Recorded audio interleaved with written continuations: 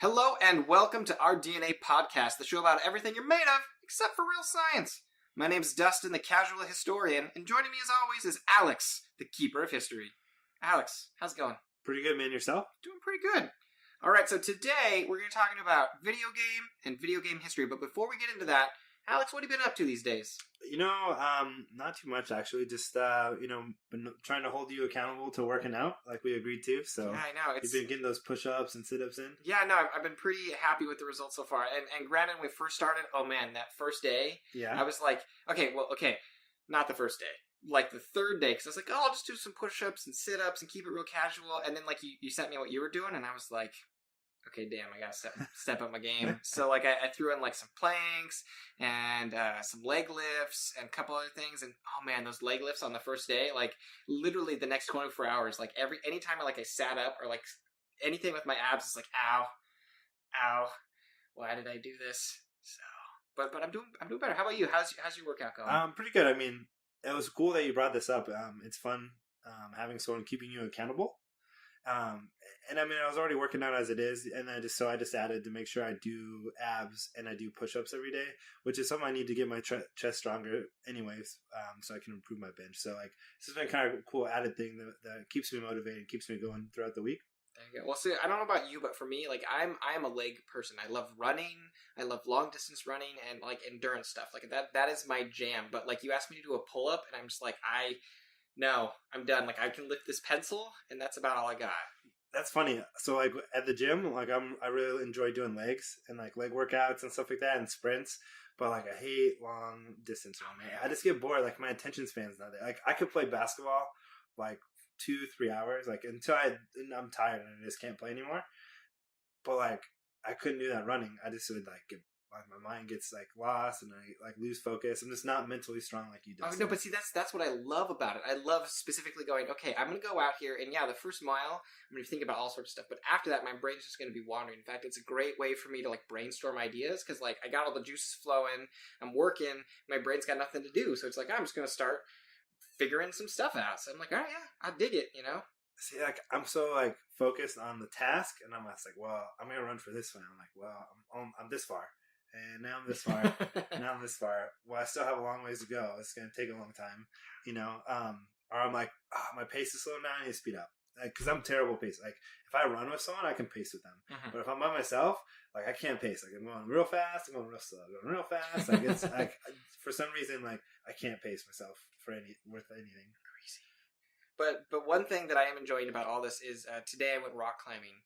And I took my daughter for the first time, and she was super excited. And as I was climbing, I was like, holy crap, I can do this. Like, yeah, I can only do it like once or twice, but I can freaking climb this rock. And I was like, yeah. There you go, man. That's good. And I'm just like, you know, like I'm so sore right now. And like grabbing things with my hands, like driving afterwards was the worst. Because I'd like grab the steering wheel and my arms are tired. And my hands are all tore up. And I'm just like, this is the hardest thing I've ever done in my life, is driving home after rock climbing.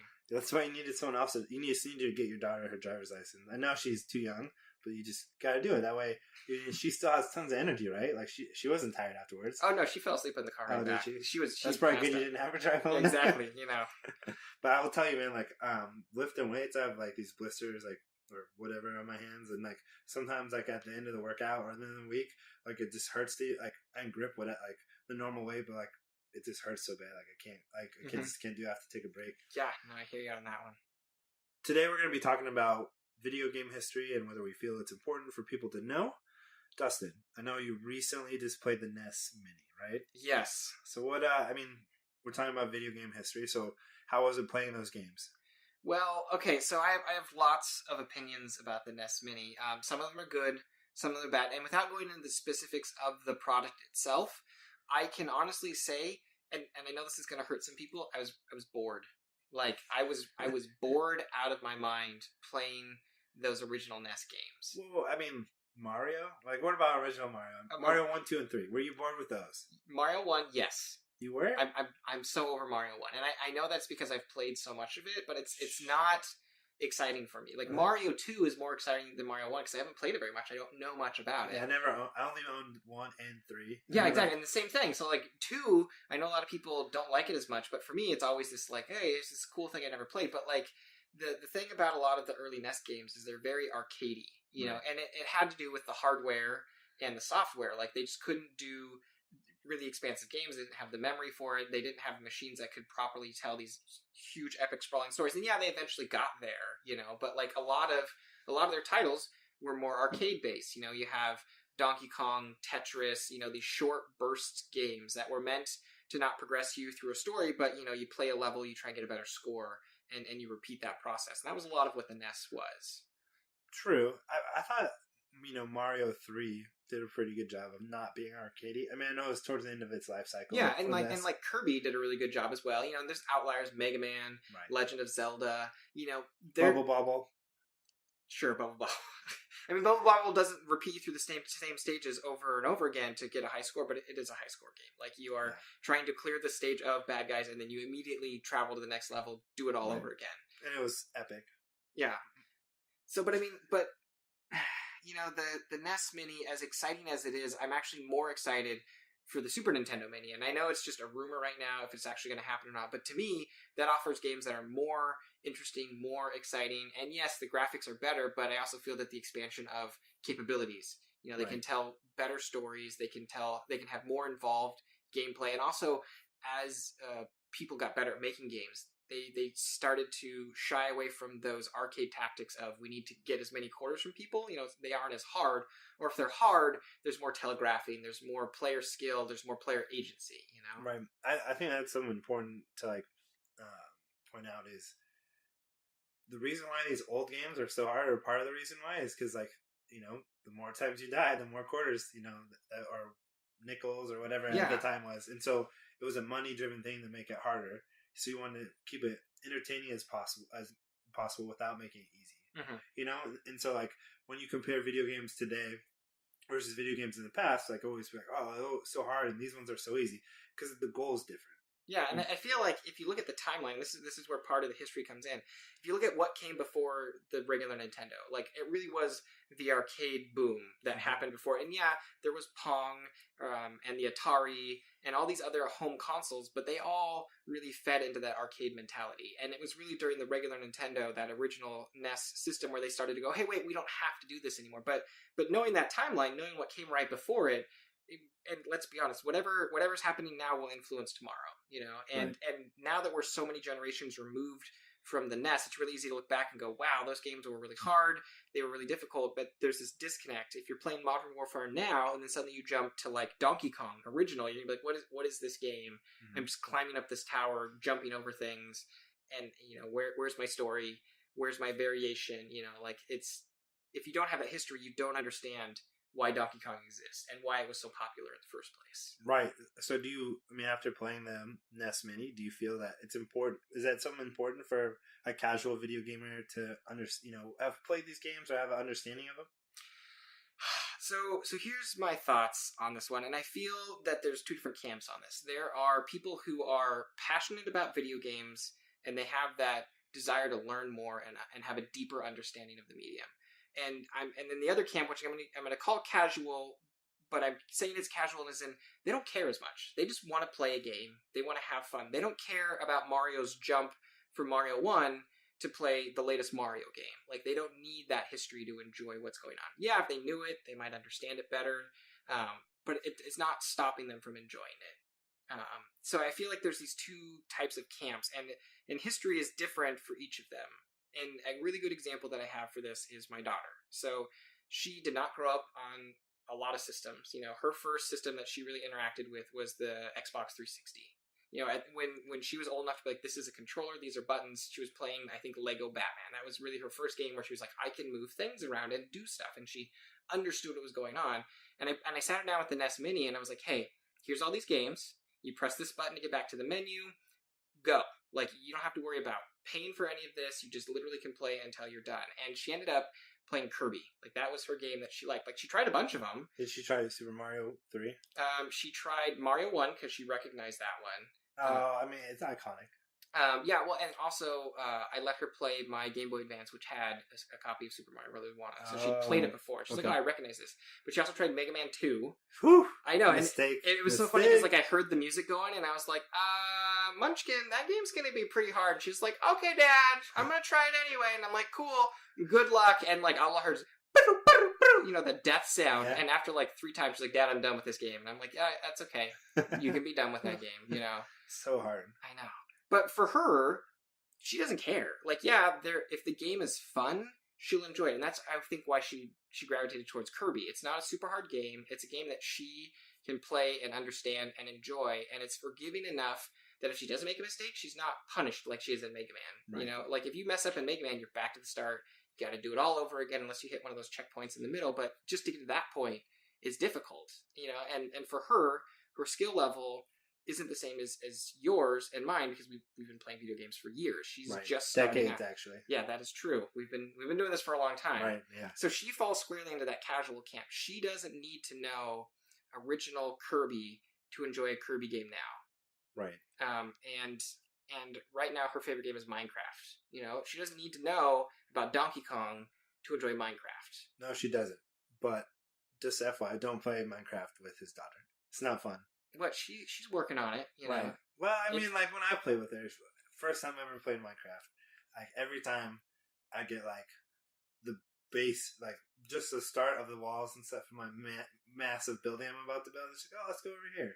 Like every time, and I felt for every time. I was like, "No, I'm going to get through it this time." And she's like, "No, we're going somewhere else." It's because she's got you wrapped around her finger. She's She just did. like, she's like, Alex, this is what we're doing, and you're like, is this what we should be doing? And she's like, yep, this is what we're doing. And the problem is you never listen to a 7-year-old. Like, Right. if they, like, they're like, oh yeah, I totally do this all the time. The answer is no.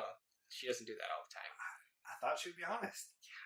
7-year-olds. Can't I mean, trust them. I remember, like, yeah, like when you made me, you told me, like, hey, make sure she reads a book before she goes to bed, and it's not like an easy one. I'm like, all right, we read this book, and she like, and you even told me like, hey, if she has trouble with the word, she has to try it like 2 or 3 times before you give it to her. I'm like, oh, okay. And she just like, boom, like blows through this book. I'm like, are you sure? Are you sure like that's the right book? She's like, yep. I'm like, maybe we should read another one? No, my dad and I only read one. I'm like, all right. And then you get home, and I'm just like, no. She pulled one over on me. She got me good. Yep. That she's testing the boundaries. Right. All right. Okay, back on track. Okay. So, but I mean, that's what I'm getting at. Between like a casual and someone who is really into video games. Now, what are your thoughts? I want to say it's like important because like you look at other genres, right? So movies, television, books, like literature, esports. Like there's this big push. Maybe not of like common knowledge for everyone, but like if you are into basketball, say, right? There's, you might not know all the history. There's people out there that there's spectrums, but everyone has a common knowledge that they go into it with, or that they learn as they get into it. So like if you're teaching your daughter basketball, you'd probably talk to her about Michael Jordan and Charles Barkley and Shaquille O'Neal, Kobe Bryant, stuff like those people, so that she has some reference of like these were people that came before and some of the feats they did, and if she got into it herself, like she'd probably learn about more of the other people that played and some of the historical events. But like for some reason in video games, that culture's either like not really there, or it's a really sub culture where people like you don't see people talking about Nintendo Power and how they had competitions and who were the winners and who was really driving that in the industry. A lot of people today might think what we have for esports is like a first of its kind. We didn't really have this what we did, but we did. It was on a different scale because of travel and communication limitations. They didn't have the internet. Well, they had the internet, but it wasn't like it was today. But I mean, there were tons of competitions where they travel from state to state, and people would, whether it was Mario games or whether it was Centipede or Tetris, like people travel around and people won like these competitions. But so those are all good points, but I think what you're missing here is, that historical documentation, if you will. And I know that the papers that were keeping track of these things, they're not really around anymore. Think about like Nintendo Power. Like Nintendo Power probably had an archive of like, here's all of our past winners, but Nintendo Power's not around anymore. So who's keeping track of this stuff?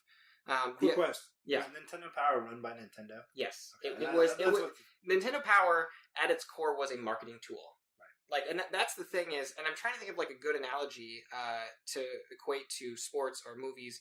A lot of video games is run by the video game industry and companies that are trying to make money.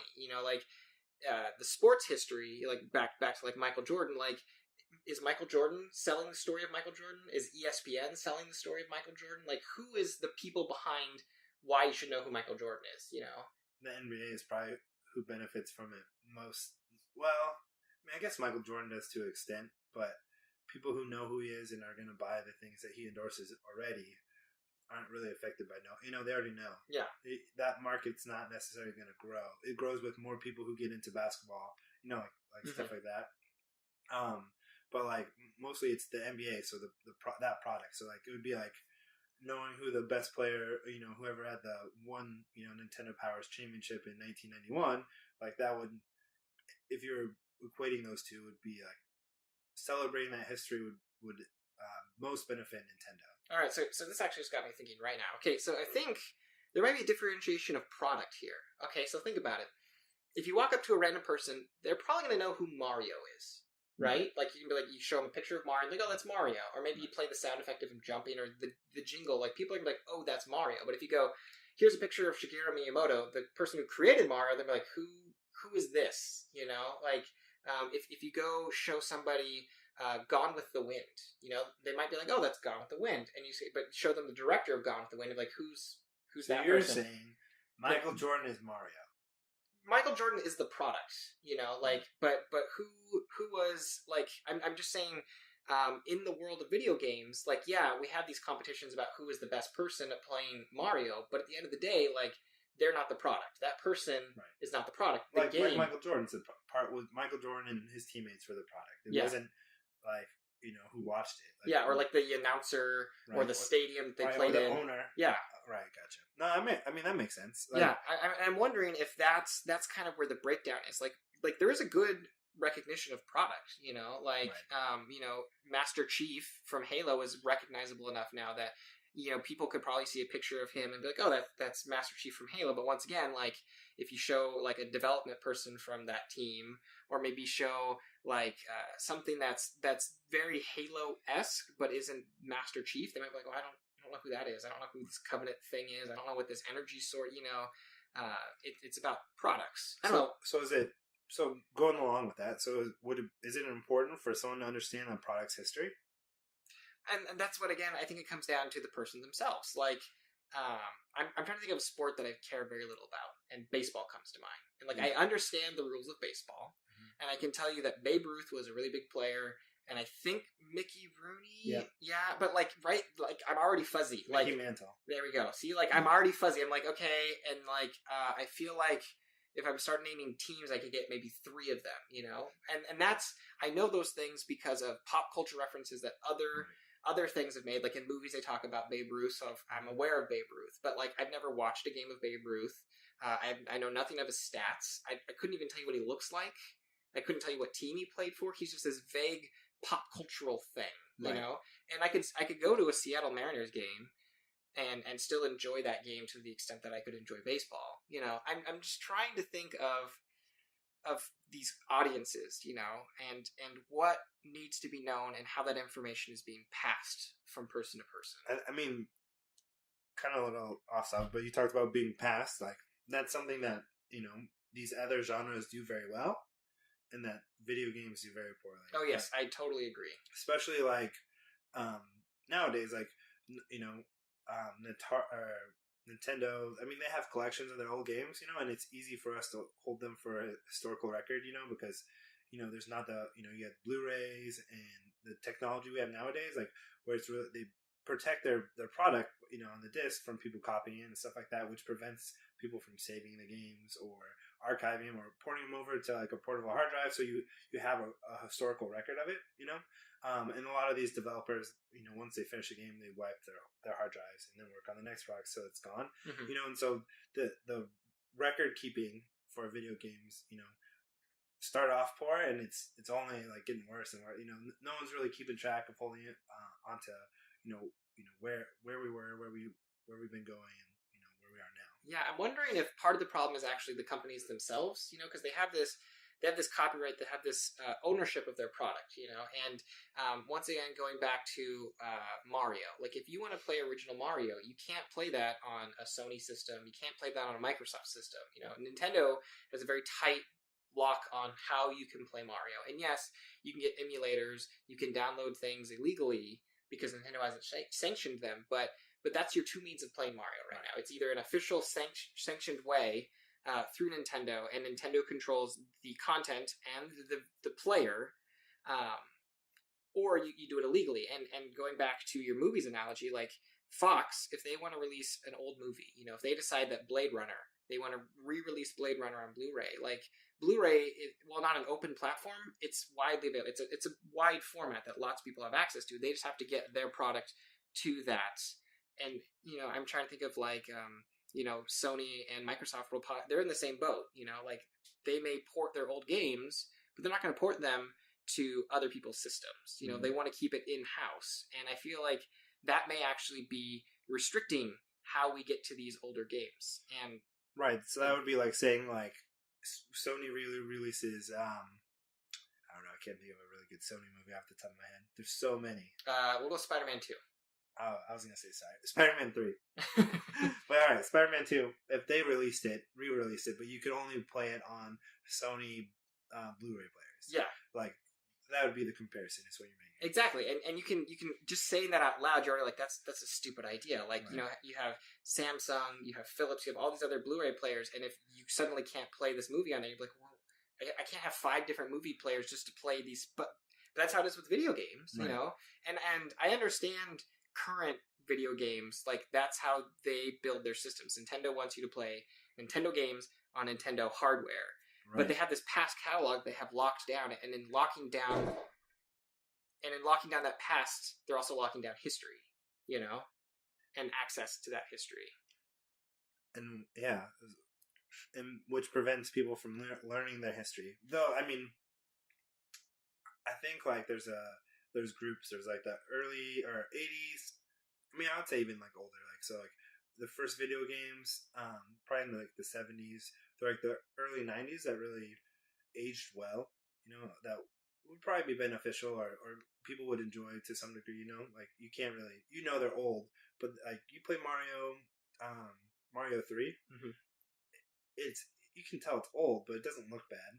But you play like the first Tomb Raider, whenever that came out, 95, 98, whatever. It looks terrible nowadays. Once they started going to these, try to 3D render everything, and her arms and her body is all square, the square blocks. None of it's right. Like, so I feel like we're getting to a point where like there's like a section of games that are like replayable if people are interested, but then you have this big section as graphics improve. More and more of these games probably aren't replayable because the graphics are terrible. Well, and I'll be honest, we've had this conversation before, and I feel like this comes down to those games that decided to push the graphics to be like, we're going to be the most realistic. I'm air quoting, you can't see it, but the most realistic graphics. Those games don't age well. Games that come out right now and they're touting 4K ultra high definition. In 10 years, we're going to look back and be like, wow, it looks like garbage, because now we have 20K ultra realism like whatever it is in 10 years is going to make right now's the best of the best look bad.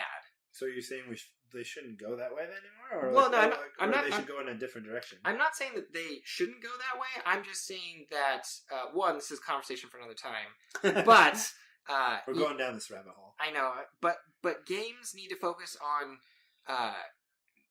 the strengths. And if you're doing a technological arms race, you're always going to lose to the future. Right. Like no matter what. And going back to a Sony game, Crash Bandicoot. Original Crash Bandicoot, by all stretches of the imagination, it looks like garbage because it is these polygon monstrosities. Right. But they built it with this cartoony, blocky characters in mind. So on that regards, it ages pretty well. Like it still looks like a weird brown cartoon thing. They weren't going for this hyper realistic human with all these moving parts. It's not Final Fantasy VII, which looks like weird block people from like Minecraft, but before Minecraft. You know what I mean? Right. I don't know. I mean, like, so in the video game industry, right? It's what you sell that first week is really what you sell, right? You're not really going to sell from probably like 90% of games. You're not going to sell, like once you're past that first week, it's over, right? Because mark it down, put it in the dump bin because, your sales are pretty much over. Unless if like Grand Theft Auto 5 is like one of the few games, that had a long life cycle, or Diablo, or besides it. But so like, why would it be? What's the word? What advantages does it give a developer to make a game that isn't gonna win the tech or have the best graphics or whatever at the time, but it's gonna age well? Like, what benefit does a developer have for that? Okay, so are we asking from a design standpoint or a history standpoint? You said like it's win now. If you're always going for win now, you're gonna lose in the future, right? Mm-hmm. But when you're trying to sell video games, you have to win now. And like the future, if you're playing to win the future, to age well. Okay, so all right, so from a historical standpoint, check. All right, so I'm thinking of games that have beautiful art styles. Uh-huh. They're games that look good because artistically they've been built well. And for this, I'm basically excluding all of Halo, Call of Duty, those games that are pushing the tech boundaries. And we focus on games that go for an art style, and I'm going to go with like the Rayman reboot Origins and Rayman Legends. Like those games have very well-designed characters. They work very well with the technology, and they're producing images that look good. I'm not saying they look bad, but they look good, and they have a really nice flow to them. And 10 years when we look back at Rayman Origins, Rayman Legends, those games are still going to look good because the art style looks good. And yeah, we might be able to output the resolution, to whatever 40K we're dealing with at the time. You went from 20K to 40K. Look, I have high hopes for the future, okay? Right. 1 billion K. Yeah. It's still going to look good when we look back at it. And I get exactly what you're saying, yeah. In 10 years, Rayman Origins, Rayman Legends is not going to sell. In 10 years, no one's going to care. Or if that's when it started to sell, like the developers. Yeah, exactly. Like they're not seeing any benefit from that specifically. So then, but from a historical standpoint, it'll stand up still. People can look back and be like, yeah, this game still plays well. So I mean, like think about Mario 1. Like, yeah, Mario 1 is not cutting edge graphics, but it's designed really well. And when we look back at it, we can go, well, okay, this isn't realistic humans, but it sure looks really good. Dustin, you're talking about games, that age well and or stylistically, they're significant, or they play well as they get older. But what about games that like revolutionize gaming? Like those are important. So you like take Doom. Oh yeah, I mean, it doesn't. I played the new or the original Doom when it was out, and then I played it now. It doesn't age well. Like it's still fun. Like it's not bad, but like it doesn't look very well. Or you look at games like Grand Theft Auto 3, right? Really pioneered the sandbox industry of video games. Which before then, I can't really think of any before then besides Grand Theft Auto 1 and 2, and those were top down. Well, yeah, no. I mean, like Grand Theft Auto 3 really did revolutionize the sandbox gaming. You drop you into a big world and let you go crazy. Right, but it didn't age well. It's not. I mean, if you played it now, you'd be like, "Oh, these graphics kind of suck." But you look at maybe like Mario 3. No, not Mario 3D. N64 Mario. It's Mario 64. Mario 64. Yeah. Super complicated game. I can't believe I couldn't think of that. I could think of the name of the console. But I couldn't think of that. But I mean, that game ages a lot better. Well, you say that now, but have you actually played it? No, well, I mean, I just looked at pictures. Okay. Visually, it aged okay. That's why I'm saying, like, visually, like, I guess that's why I was mostly looking at these like these like, Grand Theft Auto visually ages poorly. Yeah, okay, I get what you're saying, and my only defense of that would be in Mario 64, they were dealing with really low tech, still 3D, and they're like, how can we make the best of this? And in Grand Theft Auto 3, they had better tech, so they were pushing what they had, but it wasn't quite to that. It was better than PlayStation 1, but it wasn't quite PlayStation 4. Right, but then that's a game that is historic, that lived for the now, but doesn't win in the future. Like what you were talking about, how like they were pushing for. But I feel like gameplay wise, you'd still enjoy that game, and it's not like it's unplayable. Yeah. Mass Effect 1's almost unplayable. Well, that's Mass Effect 1. It's a whole different. Like not like really bad, but like when I was playing it, like how you control things. I'm like, oh, I remember doing this in games like back then, and now they have so many better ways to do it, and this is annoying. Mm-hmm. Yeah. All right, so I'm going to change the subject here. Thinking about archiving and how we will share games that are happening now with the future, and I'm specifically thinking of the patch culture that we have and games that have updates. How do we preserve those games? And I'm thinking of two major types of games. I'm thinking of games that, when they first shipped, they were missing features, or they had big day one patches. So if you had the original game on disc, it's very different than what is shipped because of functionality wise. And then we have games that evolve over time. And for this one, I'm thinking like, wow, the original World of Warcraft is impossible to play. The servers don't support it anymore. It's only playing the most modern. It's really a different game too. Exactly. They've changed a lot. But how do we preserve that? How do we decide what is worth preserving? Do we preserve every single update? Right. Like, how do we do that? Yeah, I read this article that talked about that today. Like, 5 years, probably 5 years, like 5 years and earlier, or longer ago, you had to go hunt down the patch. You had to download it yourself, or they were hard to find, or they just released the game and that was it, right? But nowadays, like, they're making it easier and easier for the gamer, but you're losing that experience. Like, Diablo 3 is a different game from when it was released to what it is now. It's different. Oh yeah. And there's the guy in the article talks about how his favorite version is the original, so he saved it, and that's what it was. But for me, and with my Xbox One, those downloads and updates, like, one, I can't play it without it, and two, it does it for me automatically almost all the time. So, so whether I want to save it or not, I don't have a choice. It just goes through, and then you lose that. And, I mean, 9 times out of 10, it's probably for the better. Like Mass Effect Andromeda, the updates were, they had a day one update, and then they had like a 2-week update that was like bigger than the day one update. Yeah. And it was beneficial. Like, I could tell the difference. It wasn't, they didn't rewrite the game and fix every error, but they tried to smooth it out and fix the issues that they thought were most important, and I appreciate that. I don't know, like, I don't know how you reconcile that. Like, I play a lot of Battlefield, and Battlefield 4, like, and one of the things I loved about DICE is they constantly were updating, 3 years after the game came out. They were still updating, adjusting weapons, adjusting, everything to make it more even, and listening to the feedback from the players.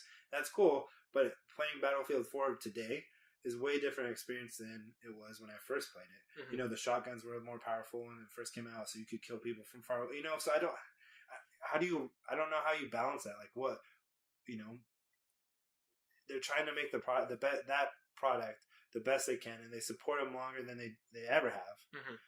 And that's, so like this final, once they stop supporting, that's really the final product, right? Yeah. So do you want to keep those other ones? Like, yeah, and I'm trying to give like an equivalent of another entertainment medium where you have the same thing. Because Star Wars with George Lucas. Yeah, but even then, like, it was very much like, okay, there's the original cuts, and then we have these updated cuts, and maybe another updated cuts. They're very defined, right? And they are being released in very specific avenues. And the way I'm saying that is I'm trying to imply that with, like you said, with your Xbox One, when a company wants to release an update, there's a system they have to go through. It probably needs to get certified by Microsoft. It goes in the system, it gets pushed out.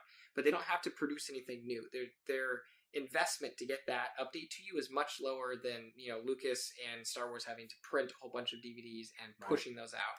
Or the coding is a lot less, because you don't have to fit. You're just changing and updating stuff and fixing things that you think. And then if it's a first person shooter and you're just changing the how much damage something does, or that, like, those are pretty easy changes to do. Yeah, and that may be a tweak. There may be 10 tweaks to get to that perfect endpoint. And there's no way that George Lucas is going to release 10 versions of Star Wars. But like, okay, in this scene we adjusted it slightly here. Release it.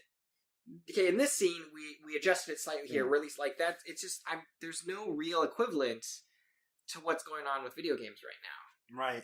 I don't know. I don't know what the right answer is, because, again, back to Battlefield 4, they probably had, I don't know, like, at least 5 to 6 updates a year, and as it got older, less frequently, but, like, probably average like that. So, so that's, if you're going to save each one, Yeah. as its own. Okay, I mean, that's a lot. so I know what the best equivalent is, and the problem is with this equivalent, as far as I'm aware, there is no answer right now, which is how do you preserve the internet, like that connected network of information? If you want to go back and look at what Google was doing when they first launched, how do you do that? You know, if you want to go back and look at YouTube when they first launch, how do you do that? And I know, and I asked this rhetorically because I know there are websites that archive this. There are archives of the internet that exist solely to do these things, but there's also lots of holes. You know, you remember GeoCities? Yeah, I do. Okay, so the really quick, brief history of GeoCities. I had a web page for GeoCities. Yeah, well, everyone did. So the whole idea was that when they made this website server, they imagined it much like a city, like an actual city, and each block or district had a theme. So you might live in the sports district and have a sports website. You might live in the movie district and have a movie website. And that was how they envisioned the internet way back in the early days of it. But that makes sense. I mean, like you take what came before you, which was actual city planning, and you try and adapt it to what's going on. But the interesting part is eventually Yahoo bought GeoCities. They decided it was a product that they were going to take into the future, and one thing led to another, and it did not happen. And one day, Yahoo's like, okay, we can't support this anymore, pull the plug. And when they did, all of GeoCities was lost. And yes, people who had backed things up prior to this moment had their backups. Did they give them a warning? No, because it was dead. No one was really using it anyway, but everything that was there already was just gone.